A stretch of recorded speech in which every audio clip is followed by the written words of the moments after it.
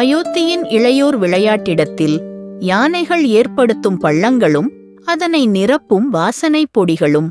நண்பர்களே, கடந்த சில பாடல்களாக அயோத்தியின் அழகையும் அந்த நகரத்தின் ஒலிகளையும் கேட்டு வியந்தோம் அல்லவா? அங்கே கேட்கும் மழலை குரல்களும் யாழிசையும் வண்டுகளின் ரீங்காரமும் நம் மனதை மயக்கியது.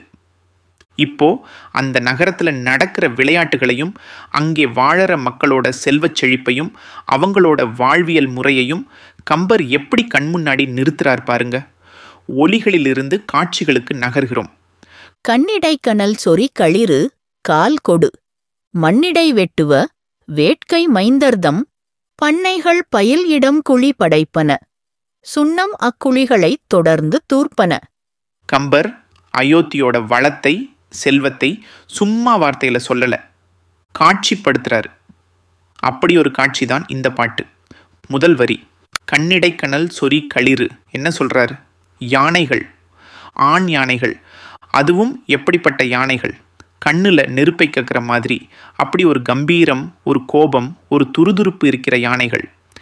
அதன் கண்களில் ஒரு விதமான சக்தி, ஆவேசம் தெரிகிறது. அந்த யானைகள் என்ன செய்யுது? கால் கொடு மண்ணிடை வெட்டுவ. தன்னோட பலம் பொருந்திய கால்களை வச்சு மண்ணை வெட்டுது, கிளறுது. விளையாட்டாக இருக்கலாம், இல்லைன்னா ஒரு விதமான ஆக்ரோஷமாக இருக்கலாம். பூமியை பெயர்த்து எரியும் வலிமை கொண்ட அதன் கால்கள் மண்ணை கிளறுகின்றன. சரி, எங்கே இந்த யானைகள் இப்படி மண்ணை கிளறுது? வேட்கை மைந்தர்தம் பண்ணைகள் பயிலிடம். வேட்கை மைண்டர்னா பார்க்கறதுக்கே அழகா இளமையா வசீகரமா இருக்கிற இளைஞர்கள்.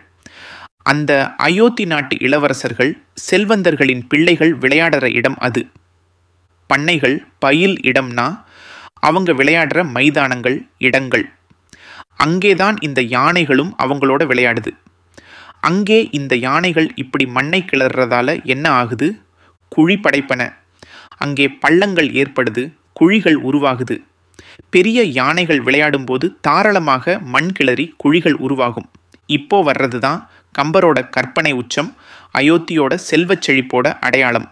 சுண்ணம் அக்குழிகளை தொடர்ந்து தூர்ப்பன. அந்த பள்ளங்களை என்ன நிரப்புது? சுண்ணம். சுண்ணம்னா வாசனை பொடி. சந்தனம், புனுகு இதெல்லாம் கலந்து அரைச்ச வாசனை பொடி. யார்கிட்ட இருக்கும் இந்த பொடி? அந்த வேட்கை மைந்தர்கள் கிட்ட தான் இருக்கும். அவங்க உடம்புல ஆடையில் பூசியிருப்பாங்க. அவங்க விளையாடும்போது அந்த பொடி உதிர்ந்து அந்த யானைகள் வெட்டின குழிகளை நிரப்புதாம். யோசிச்சு பாருங்க, யானை வெட்டின குழி எவ்வளோ பெருசாக இருக்கும், ஆழமாக இருக்கும். அதை வெறும் வாசனை பொடி வந்து நிரப்புதுன்னா அங்கே அந்த இளையோர் பயன்படுத்தும் வாசனை பொடியின் அளவு எவ்வளவு இருந்திருக்கும்? அங்கே செல்வச் செழிப்பு எந்த அளவுக்கு இருந்திருக்கும்? சும்மா இல்லை, தொடர்ந்து தூர்ப்பன, இடைவிடாமல் நிரப்புதாம். இது செல்வச் செழிப்பை மட்டும் காட்டல, அந்த மக்களின் ஆடம்பர வாழ்க்கையை, கவலையற்ற தன்மையை காட்டுது. மண்ணே வாசனை பொடியால் ஆனது போல ஒரு காட்சி.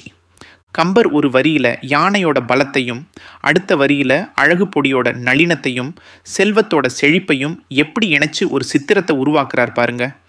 இதுதான் கம்பரின் கவித்திறன்,